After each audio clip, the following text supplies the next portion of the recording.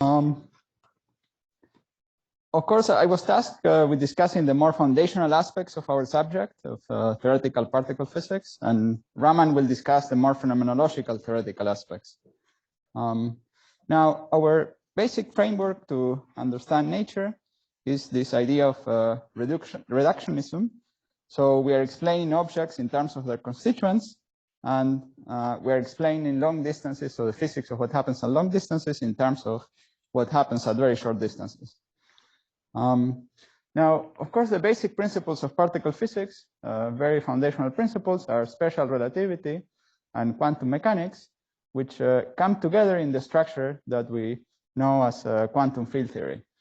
One could perhaps be a little broader and say effective quantum field theory, because the quantum field theory doesn't have to be completely UV complete, but that's our basic description for everything we do in particle physics. And one of the goals, the grand goal of, let's say, high energy physics, it would be to find the quantum field theory describing nature. Sometimes this is expressed as saying finding their fundamental particles and their interactions. Of course, this presumes that we have a weakly coupled description, which indeed is the case in the standard model, but might not be the case in the full theory that is valid up to the Planck scale. We'll discuss gravity later. So for the moment, I'll make some remarks that are related to quantum field theory in a fixed background. So the standard model measures very well what we can measure directly in the lab, but we know that there is something beyond, and we want to know what that is. Now, what could it be? So what could be beyond the standard model?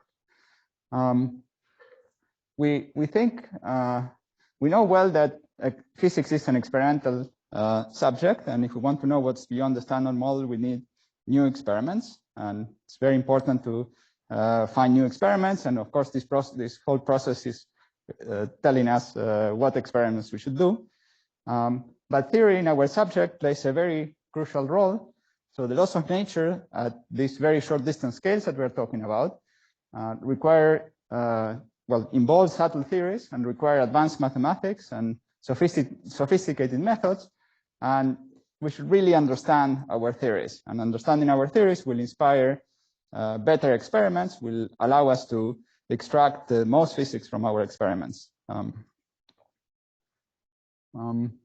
So we really need to look under the hood of quantum field theory and understand what are the possible quantum field theories. We would like to generate perhaps lists of possible quantum field theories, alternatives, and to distinguish them. And something, of course, very important is that sometimes the laws of physics are formulated not as an answer, but as a question. So they tell you, if you manage to solve this mathematical problem, you will know the answers to your experiments. And so we need to know how to do computations in a given quantum field theory. Of course, there are very broad mathematical constraints like unitarity, positivity, causality, the principles of quantum mechanics, UV completion. And there are also physical and phenomenological constraints of matching experiments and observations. And we should understand all these constraints. So the formal theory aspect is centered mostly on understanding the first type of constraint here in order to generate this suite of theories. And so there are many approaches that we use to study quantum field theory, many basic ideas that have been discussed. I probably should have left another one here for all the things I'm forgetting, but they go from numerical analysis, ideas of symmetries, scaling, Bootstrap, quantum information, etc. And of course, in the background is that we want to, in the end, understand actual experiments. So the standard model is a fairly weakly coupled quantum field theory, at least at high enough energies. And we think we know how to write down general weakly coupled Lagrangians in quantum field theory. And however, even when we have these Lagrangians, we like to understand how to do computations in order to be able to see further. So to somehow create our sort of theoretical telescope that allows us to see further in the same way that, of course, Galileo managed to see further. And so for that purpose, one important avenue that, of course, many of you are exploring is to extend field theory, the technology of field theory, to do computations in weakly coupled theories at higher and higher orders. And this includes computing amplitudes, computing correlation functions, anomalous dimensions, form factors, etc. And this technology is very important to make maximum use for our present collider data, also for our future collider data, and to discover perhaps subtle effects in the way that new physics might manifest itself, but in some subtle effect that you'll need to understand the known theories well enough to be able to extract them. And this is also mathematically intricate and can lead to a better understanding of quantum field theories based on physical observables. So sometimes the results are simpler than the method of calculating, and that tells you there is a better way to calculate it. And many of you have been developing these new methods. There is also the strong coupling frontier. So the question is, how do we treat or analyze strongly coupled field theories? I mean, we're lucky that the standard model is weakly coupled at the higher energies, but it could be that new physics is strongly coupled, and we would like to explore it. And even more practically, QCD itself, so one of the forces of nature, is strongly coupled at low energies, and we should, of course, understand that too. So this phenomenon of understanding QCD at low energies, confinement, it's essential for understanding the real world, and going from the basic fundamental description to the actual physics we see in the real world. And we would like to understand it better, both conceptually and practically. So, of course, there are many approaches to do this, or for doing this. One dominant one is the lattice approach, to do directly numerical computations and discover, well, it was, of course, we have a lot of evidence from the lattice that confinement indeed occurs, and you can do actual calculations of the spectrum of hadrons. There are also toy models. You can find toy models of the basic phenomenon in different dimensions with different matter content, supersymmetry, large n, etc. We would like to understand better the QCD spectrum and the QCD string. There is, of course, the understanding better the quark-gluon plasma, high-density nuclear matter, and also the confinement-deconfinement transition in this context.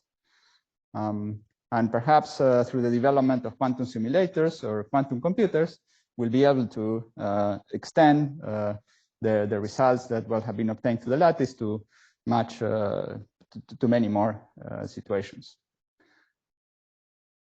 Now, a very basic tool that has been used for studying these problems is the tool of symmetries.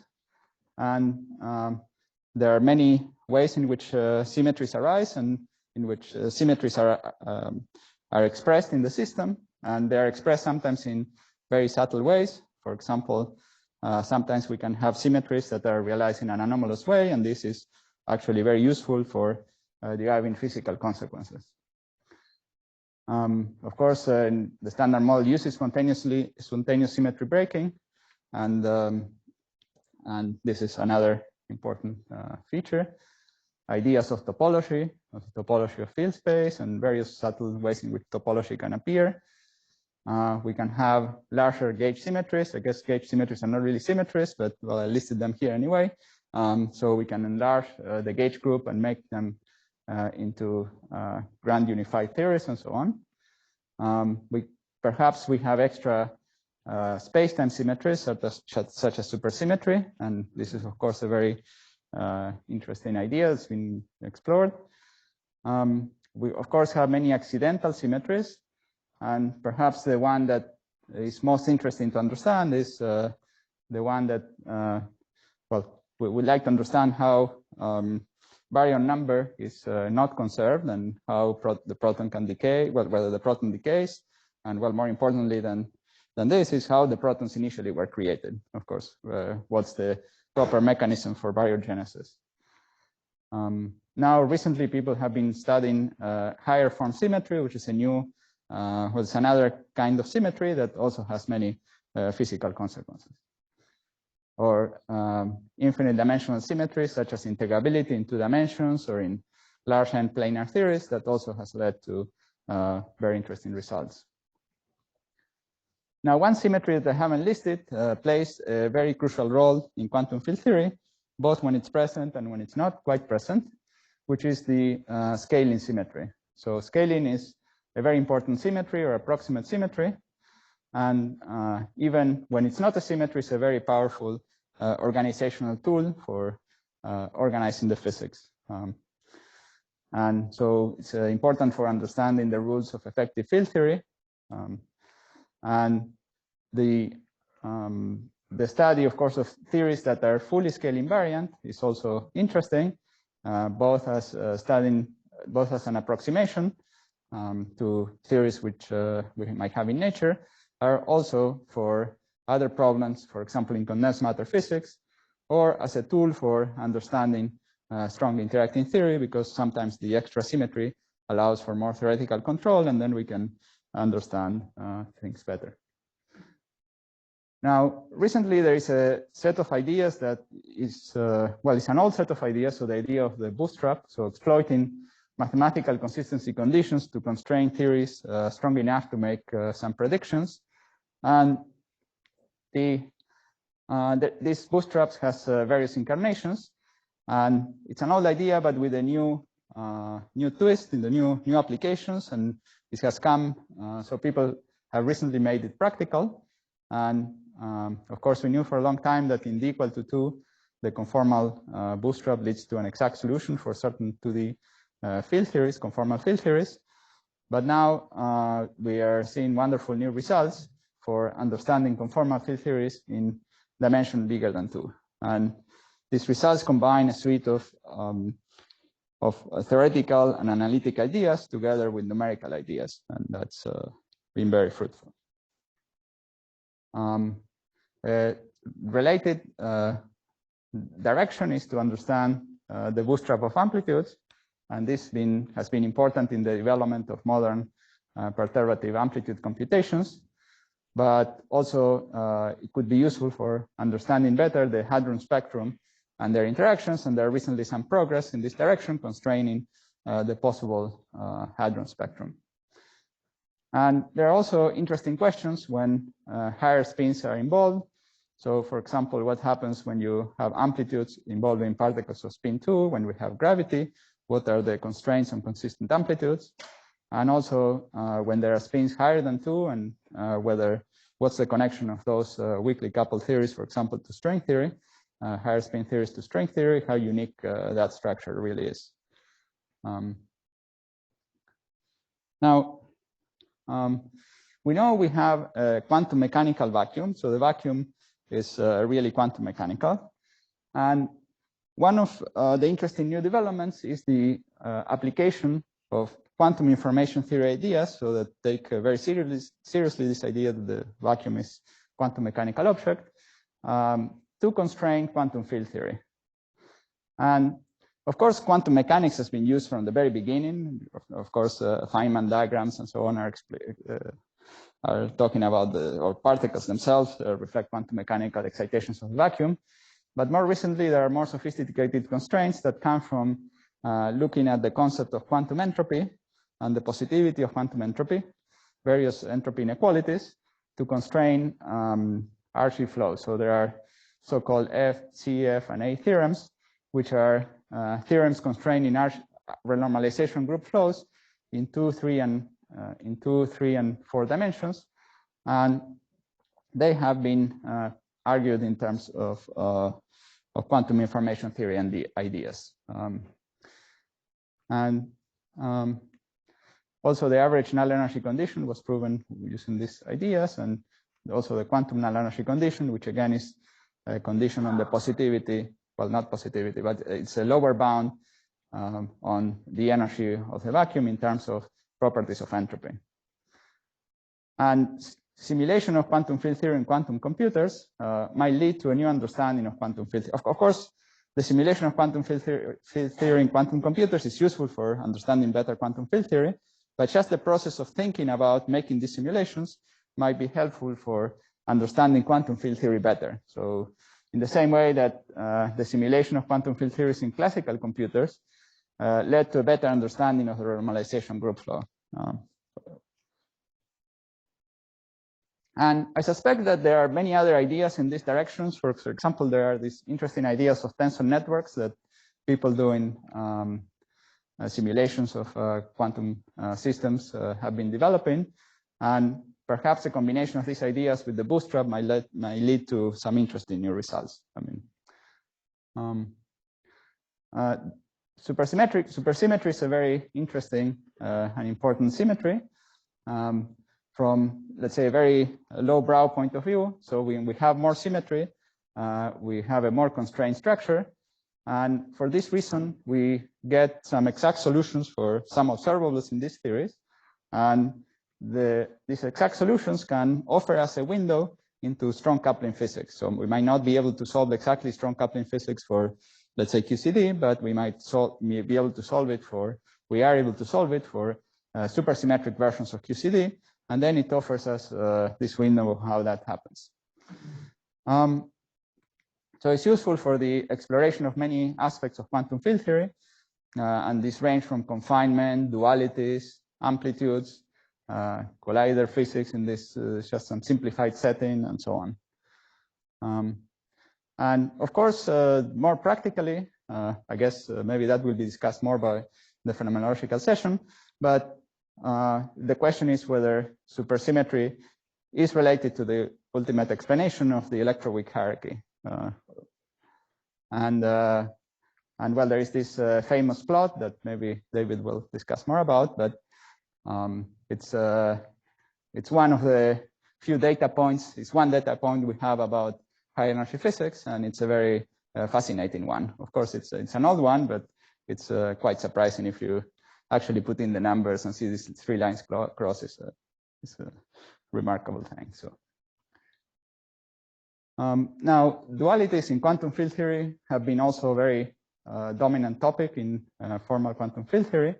So as we said, they are a window to strong coupling because a very strongly coupled theory can be dual to a weakly coupled theory, and so we can teaches us how to treat these strong coupling theories, strongly coupled theories. It's a computational tool, so we can, by relating a theory we don't understand to one we understand, we can do calculations. And initially, well, there are, of course, both supersymmetric and non-supersymmetric examples for these dualities, and with various degrees of confidence. So we have some dualities which are super well established, some are more conjectural, but all of these have been explored actively. And in some cases, especially for theories in 2+1 dimensions, they are interesting also for condensed matter physicists. And there is a very fruitful interaction between, of course, our field with condensed matter physics, and this is one of the places for this interaction. There are, of course, other interactions such as conformal field theories that we mentioned before, and higher form symmetries, etc. There are many interactions between our field and condensed matter physics. Another topic that involves quantum field theories is the study of primordial density fluctuations in cosmology. Eva will probably talk more about this, but in inflation, the primordial fluctuations have a quantum mechanical origin, and quantum field theory methods are necessary for doing these computations.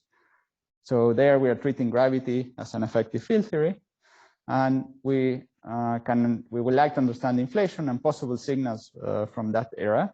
I mean, in some sense, inflation is a bit like a cosmological collider that is giving us some little window on very high energy physics. And there is, of course, the practical aspect of doing these computations, but also there is the theoretical aspects of understanding the theoretical structure of these observables. So how do we compute in general these cosmological observables? What are their properties at high orders in perturbation theory? Is there a way to bootstrap them, to do the calculations more simply, and so on?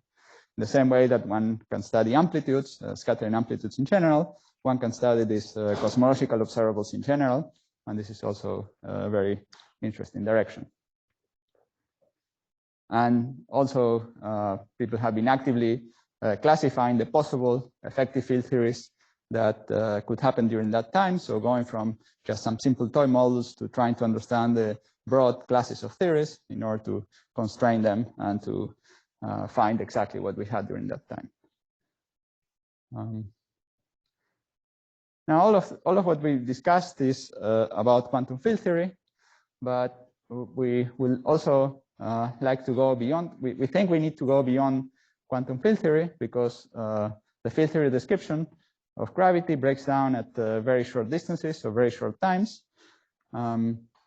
It needs to happen before an energy scale of 10 to the 16 TeV, but perhaps it could happen earlier. We know that special relativity and quantum mechanics led to a tight structure, the structure of quantum field theory. And we think that gravity plus quantum mechanics will lead to an even tighter structure. So, and we'd like to understand. But before we discuss that, we should address one question, which is why do we care about quantum gravity if it involves such high energies that are not directly experimentally accessible today? Now, one is the theoretical and conceptual mystery of the initial cosmological singularity. So general relativity predicts there was some initial cosmological singularity, and we'd like to understand it. And if we understood it, it might lead to new cosmological predictions for things that we now don't know how to calculate or compute. It might clarify mysteries regarding the particular quantum field theory that describes nature. Maybe why do we have the gauge groups we have? Why do we have the couplings we have? And also it might clarify mysteries regarding inflation. So why we have that particular potential, what are the initial conditions that led to inflation, and understand also the famous measure problem, which is understanding better the wave function of the universe and how to calculate probabilities in cosmology. So for all these reasons, we care about developing theories of quantum gravity. And even though we don't access these energies directly in colliders, maybe cosmology might give us a window and might be able to, well, I mean, certainly in the beginning of the universe, these energies apparently were accessed and were important for understanding the physics. And through that, perhaps we will get now some theoretical predictions. Now, it's also a clear mystery. So something we know we don't understand. We know we don't know. It's a clear known unknown. Now, string theory is a candidate theory for quantum gravity. It's a theory under construction. We don't know its full final formulation. At the very least, it's a very useful toy model for a theory of quantum gravity because it offers a well-defined perturbation theory for performing computations. It can incorporate chiral and engaged interactions and other features of the standard model. And it also involves very deep mathematical structure, which suggests that there is something deep going on and we should understand it. It's a theory very worth our time for because it has led to interesting ideas in quantum field theory and other fields of mathematics. Now, one problem in quantum gravity that has received a lot of attention is the black hole information problem. And that's one aspect of the theory of quantum gravity. Again, the question is, how do black holes work in the quantum theory? And this is mostly a conceptual question because for actual astrophysical black holes, these quantum effects are very small. But if we had a black hole, at least in theory, could be very small, and we could ask how it works together with the principles of quantum mechanics. If you wish, it's sometimes it's been linked to well, you can say it's the hydrogen atom of quantum gravity. So it's a very simple physical system where the principles of general relativity and quantum mechanics seem to lead to contradictions, but actually they are not directly contradicting each other. And it's a fruitful problem that has led to interesting novel ideas, sometimes with applications to other fields.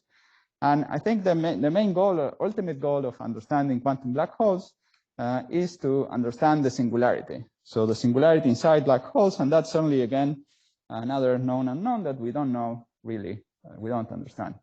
Now, why is understanding the black hole singularity important?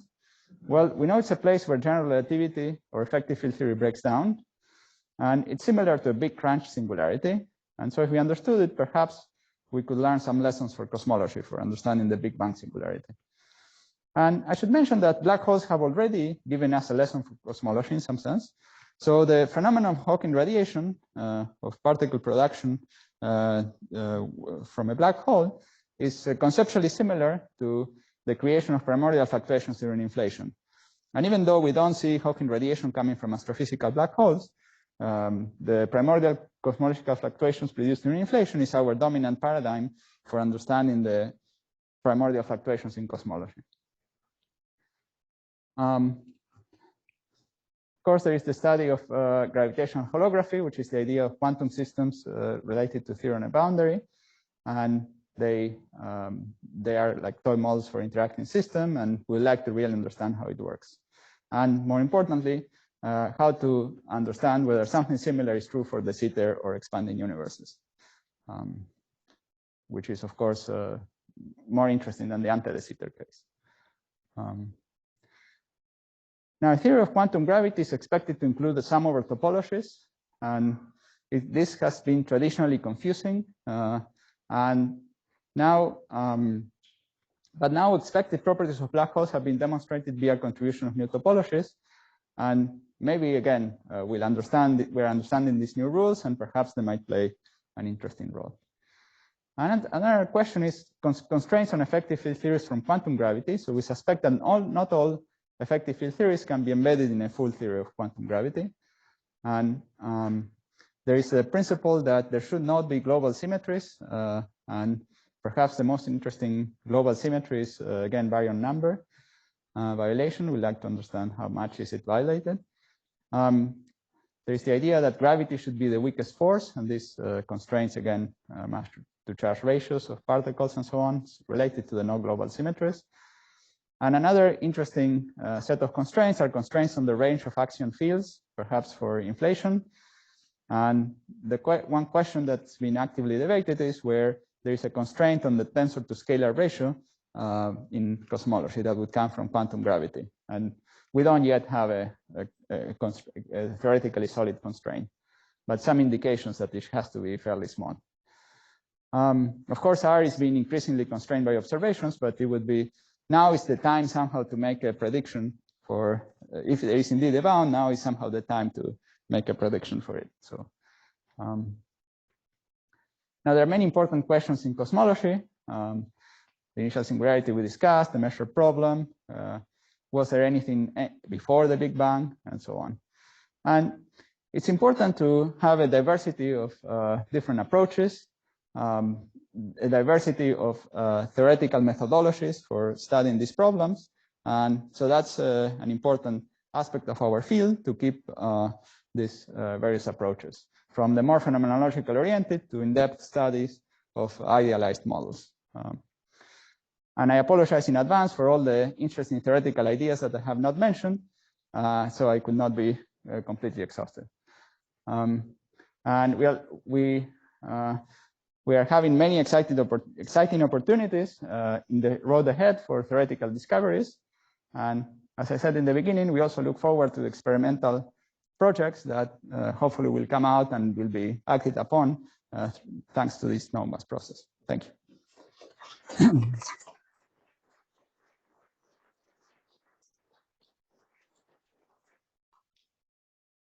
Thank you for really a beautiful sweeping talk emphasizing the reach of formal theory. I'm opening the session now for discussion, for questions. If you would like to make a comment or ask a question, could you raise your hand? And we may also have questions from our online audience. So perhaps while everybody's collecting their thoughts, I have a question for you. Yeah. I really like the point you made about how classical, obviously with my background, how classical simulations have, classical computers have led to a deeper understanding of the renormalization group. And you made the point that quantum simulations may yield interesting insights into quantum field theory. I'm wondering if you have some, wish list in mind, or some ideas about what we might learn there. Well, I think we might learn perhaps a more sophisticated and nuanced understanding of how the classical limit works, perhaps. We might be able to discover phases or structures that are subtle to see, but exist in the patterns of entanglement and so on. So that, for example, people in condensed matter now are exploring these topological phases of materials that if you are very naive, you might have the material and you might miss the fact that it has this phase, this strange phase, because you don't know what observable to look for. And maybe by having a quantum computer and be able to simulate things, we might be able to explore new features of quantum field theory and see some new interesting phases. With regard to topology. Yeah. And there might be topology, so they might create some interesting topology in ways that we can't imagine theoretically a priori, perhaps. Okay, thank you. Are there? We've got a question in the chat, so I'm just going to actually read it out. So the question is from Bill Green: what progress has been made in resolving the vacuum energy problem? That's 10 to the 120th off.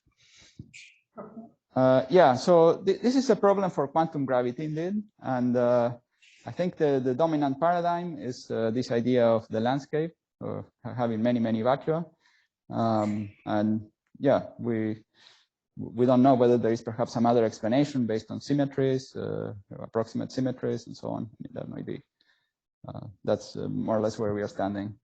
I mean, since it's obviously a question of interest for all of us, maybe if I can tail on the question a little bit further. I mean, if you had to speculate, if it's not a multiverse of vacua, if it is something based on symmetries or something more exotic, if you had to speculate, what do you think might be interesting ideas for further progress in the CC problem?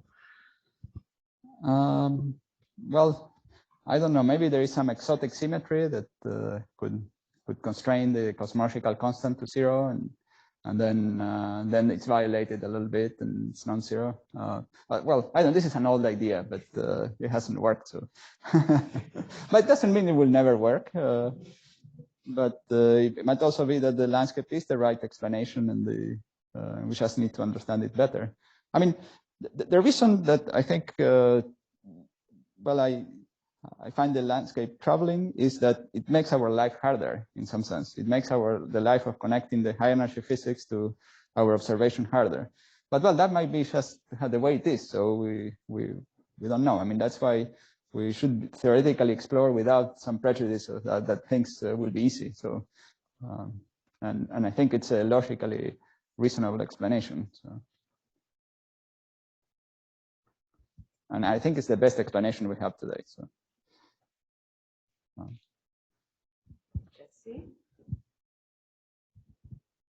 So you mentioned the issue of the sum over topologies and the gravitational path integral, which is something that I've kind of heard in the air, and you said this is confusing. So as an outsider, could you explain kind of what's confusing about it and why I shouldn't expect that sum to just be there? Yeah, so the sum should be there, but when you sum over topologies, you have the fact that distant space-time points could be connected to each other. And so you might be worried about creating an action at the distance. So that's the first confusion. And if you try to resolve this confusion, you are led to a path that will lead to the idea that the coupling constants in nature should be averaged over. So you could get a topology like this by thinking about a universe which is in R4, but where we average over coupling constants. Or said in a different way, summing over these geometries would be equivalent to averaging over possible coupling constants. And so understanding how that works is one of the questions. Now, there are some theories like for example, in string theory, we think the coupling constants there is no coupling constant and they're all completely fixed and determined. And so how that is consistent with the idea of some topologies has not been made clear. But yeah, and so that's from one point of view, and of course whether this average over couplings should be, how seriously it should be taken, and what's the measure with which you are averaging, and so on, and whether it has some interesting application. So, for example, if you have axion models for inflation, this type of topologies and so on might lead to a potential for the axion. And so we would like to understand how big that potential is and what exactly are the rules for generating this potential. And so in order to make a concrete bound for what exactly the range of the value of R is. So you can get a parametric. So from this type of reasoning, you can get a parametric bound that you can have the field range to be much bigger than the Planck scale. But for a real bound that is phenomenologically relevant, you want to put the order 1 numbers in front. And that involves, well, in that context, it might involve this sum over topologies.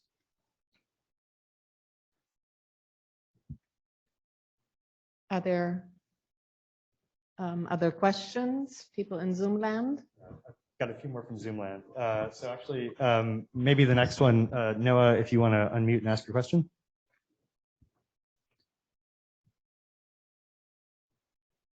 What limits, can you hear me now? Yes. What limits do particle creation from horizons create for making entangled states of large number of qubits at rest in a gravitational field, for example, on the surface of the Earth, or you can imagine in the early universe, if there's some horizon opening up from expansion? I didn't quite understand the question. We imagine there's some heating from a horizon, you know, like around a black hole, you have a horizon. Yes, there's some heat that comes, right? Yes, if we sit at rest on the surface of the Earth, there's going to be some heat, say. Now you want to make a delicate superposition, a sum over topologies or something. You have, 10 quantum bits in a row, and you want to make the 0, 0, 0 plus 1, 1, 1, 1, 1 state, but it's separated by a very small energy gap from the 0, 0, 0 minus 1, 1, 1 state. What constraints are there on the number of quantum bits you can make in a superposition in a cat state that come from the heat from the horizon state of the Earth's gravitational field? Well, I think in practice there is no bound from this point of view, because there is no bound due to these effects, because the particle, I mean, black holes are very far away, and for astrophysical black holes, the particle creation effect is very tiny, smaller than the temperature of the cosmos. The temperature of the black hole is smaller than the temperature of the CMB. So these effects are not relevant for astrophysical black holes. But for the surface of the Earth, I mean, we can screen out CMB inside of a cryostat, but you can't screen out particle creation from gravity. Okay, good. So I think I understand. So indeed, we are accelerating observers sitting on the surface of the Earth, and you could ask if we were exactly zero, if we remove the CMB and so on, would we see a temperature equal to our acceleration, so T equal to G? And the answer is no, because there is no horizon in this case. So the Earth could reach a state of actually zero temperature. So there is no effect, because it's different than a black hole. Yeah. Let's say you're at rest on the surface of the Earth. There's a gravitational field. There's That's right. I think Noah, we've got quite a handful of questions actually popping up, and maybe in the interest of time, we can finish this one offline if that's all right. All right. So we've got 2 quick questions in the chat, and then we have a hand from Dan Harlow. So one question in the chat from George Minich is, could you comment on the IR aspects of quantum gravity? Yeah. So well, I think the IR, the most important IR effect of quantum gravity is this measure problem, so eternal inflation. So how do we think about the universe at extremely long distances, so that where the universe could be different than ours with different values of the couplings and so on, how do we calculate probabilities in that context? And yeah, that's a major conceptual problem in quantum cosmology. Yeah, or perhaps the question was referring to the recent studies. Yeah, I should have mentioned, perhaps was one of the points I missed, is the recent studies of soft graviton emission and IR aspects of scattering amplitudes, both in gauge theories and gravity. And this indeed has been an active area of study recently and might lead to some interesting theoretical predictions. Thank you. Yes. One other question in the chat is from Ning Bao, so I'll just read it out, Ning. Given the limitations of quantum computers in their current state, what kind of interesting high-energy physics do you envision as discoverable using near-term quantum simulation? Or how many qubits do you think are necessary to do something interesting for high-energy physics via simulation?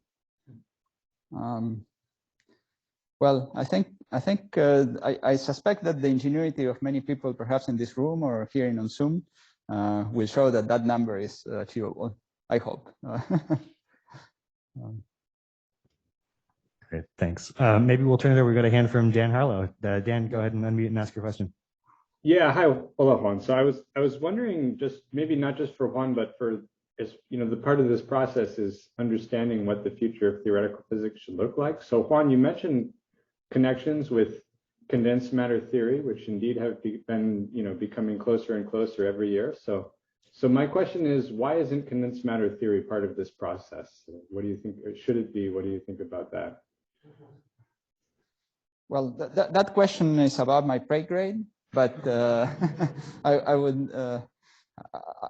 would say that, well, there are buckets in which we sit ourselves and so on, and maybe sociological environments, but of course physics does not respect these divisions, and I think a lot of progress comes from connections between different fields and different ideas that arise from different subjects, and we should do all that we can to break down those barriers. Yeah, it feels like the current barriers are kind of antiquated. Well, that's great. This is an opportunity in the Snowmass process to articulate ways we should break down those barriers for the next Snowmass process. Great, thanks, Daniel.